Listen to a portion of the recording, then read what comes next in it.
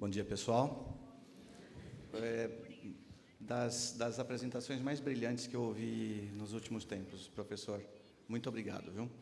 E o professor mencionou muito sobre volatilidade e previsibilidade, e eu confesso para vocês que eu tive hoje uma experiência bastante próxima com essa dualidade, ou com esse desafio.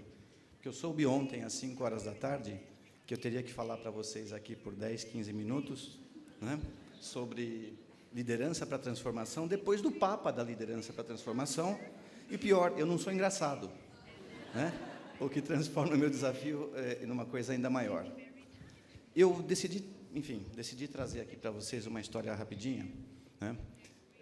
Na nossa atividade profissional, na nossa atividade no Google, a gente conversa com muitos altos executivos de muitas empresas no Brasil, desde muito pequenos negócios a médios a grandes negócios. E o que nós estamos vivendo no Brasil nesse momento é algo muito especial, né? Estamos vivendo um momento de crise e, acreditem, muitos dos executivos brasileiros, talvez alguns de vocês, se sintam sem munição para encarar o desafio, né? Seja porque há muitas variáveis externas, aquelas que não estão sob nosso controle, que a gente simplesmente não pode fazer nada, mas que nos angustiam igualmente. Quer dizer, a taxa de juros, a inflação, o produto interno bruto caindo, são coisas que nos afligem. Mas, no fim do dia, a gente não tem muito o que fazer com isso, né? Mas, de qualquer forma, é motivo de aflição. E existem variáveis que estão no nosso controle. E que, nas nossas conversas com o mercado, a gente descobre que muitos de nós tentam lidar com a situação a partir de fórmulas antigas, de fórmulas que a gente já deveria estar revisitando. Papel dos líderes, papel dos dirigentes de empresa revisitar. E eu vou dar um exemplo aqui, né? Se a gente voltar para janeiro de 2013, nós tínhamos no Brasil 10 milhões de smartphones operando com a plataforma Android. 10 milhões. Janeiro de 2013, quando muito pouca gente, somente aqueles mais enfranhados nas questões econômicas, podiam prever a crise que a gente está enfrentando hoje, né? A situação econômica que a gente está enfrentando hoje. Se a gente volta para setembro de 2015, ou seja, 2 anos e meio depois, e a gente já estava afundados no nosso desafio econômico, a gente tem no Brasil 100 milhões de smartphones com a plataforma Android instalados. O que eu quero dizer com isso? Que do começo do nosso nightmare de situação econômica do Brasil até agora, nós estamos sofrendo uma transformação que vem a partir de tecnologia, uma transformação brutal, né? Que nos permite encarar os desafios do momento que a gente está vivendo de formas diferentes, de forma a levar em conta o que a tecnologia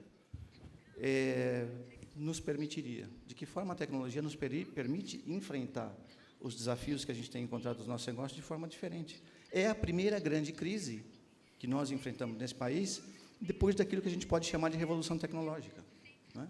E esse exemplo do Android reflete muito isso. O que acontece? Os CEOs, os altos executivos das companhias com quem a gente conversa, eles estão sofrendo, eles estão em sofrimento, grande parte deles, e a gente se inclui nisso, quando a gente não tem a disciplina de entender que há novas ferramentas, com o fato de apanhar da questão da previsibilidade. Quer dizer, essa volatilidade é exatamente o oposto daquilo que a gente gostaria de ter no nosso dia a dia dentro das empresas, né? Quais são os argumentos ou os elementos que a gente usa para lidar com isso? De novo, as fórmulas antigas. Eu primeiro vou buscar a rentabilidade ou a recuperação da rentabilidade via corte de pessoal. E eu não estou afirmando que isso seja o corrente, a coisa mais normal, né? E que os presentes aqui façam isso. Mas a gente, nas nossas conversas, enxerga muito isso. Primeira coisa, corta a gente, né? Liderança para a transformação. Passa o facão, né? Liderança para a transformação.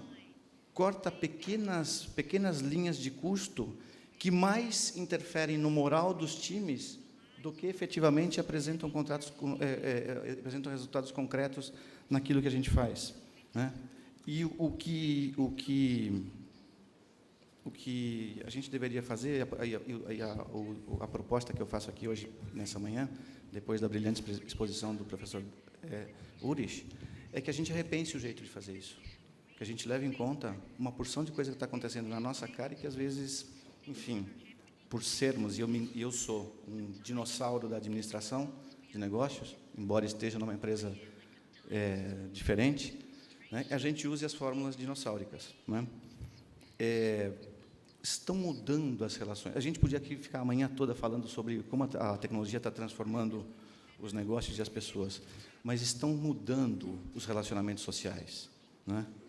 As conversas de empresas com corporações têm que seguir o mesmo caminho, né? E aí, nesse mar de incertezas, os líderes, aqueles que têm que liderar para a transformação, se veem numa situação muito complexa, um desafio gigante, que é combinar a necessidade de adaptar os negócios à luz da transformação da sociedade, né, impactada pela tecnologia, sim. Então, a gente tem esse desafio, a gente tem que trazer isso para dentro das nossas empresas, combinado com uma situação muito peculiar do nosso país. Então, isso é um pesadelo. Isso é uma situação bastante complexa com a qual lidar. Mas existem fórmulas, existem jeitos de fazer. Eu estava conversando no bastidor com o João Carlos, e ele vai provavelmente discorrer sobre isso com muito mais propriedade, mas ele mencionou uma coisa lá muito legal. João, você me permita dizer aqui, que essa história de transformação, faz muitos anos, é business as usual, né? É business as usual, ou seja, lidar com o novo, lidar com a crise, especialmente no Brasil, quer dizer, crise aqui é cíclica, a cada, sei lá, 5 anos a gente enfrenta uma, né? Não deveria ser novidade e não deveria causar tanto temor. A proposta da reflexão aqui que a gente vai fazer essa manhã, o que eu pretendo fazer essa manhã é o seguinte: acho que tudo parte de uma coisa só, mas por que a gente não tenta enxergar o que pode ser feito na companhia? Primeiro, de fora para dentro. Quer dizer, hoje existe, eu vou dar um exemplo do Google, né, que não é a coisa mais perfeita, mais maravilhosa do mundo, mas que é principalmente o maior painel de consumidores do planeta. Quer dizer, 3 bilhões de pessoas estão conectadas à internet hoje, quantas delas não vão ao Google todos os dias dizer o que elas querem, né? Se 2, 3 anos atrás a gente via consultas do tipo carro novo, hoje a gente vê como manter o meu poder de compra. Será que a gente está olhando para isso e está adaptando os nossos negócios para isso, né? Então, essa é a proposta. Então, essa é a transformação que a gente deveria incorporar de fora para dentro. Insights em tempo real. Isso é uma coisa que a tecnologia nos permite hoje. E eu tenho dúvidas se todos nós, inclusive nós no Google, e a gente tem dificuldade também, tá? Nós somos uma empresa com muitos dos problemas que todo mundo tem, né? Mas será que a gente está incorporando insight em tempo real na gestão do nosso negócio, né?